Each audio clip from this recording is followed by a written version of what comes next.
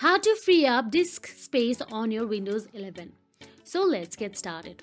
Firstly, open Settings, then click on System. Then click the Storage page on the right side option available there. Now, under the Storage Management section, select the Cleanup Recommendation Settings option available there. Now, all you have to do is click on the large or unused files, select the large and unused files to delete and clean the cleanup button. Click on the files linked to the cloud and select the synced files that you can delete locally. If you delete synced files, they will still be available on your OneDrive account. Now click on Unused Apps, then check the recommended apps that you can delete to free up space on Windows 11, then click the Cleanup button again. Now, once you complete all these steps, the content will be deleted from the system, freeing up space for more important files. So that is it. If you found this video helpful, please like, share and subscribe, and thank you so much for watching.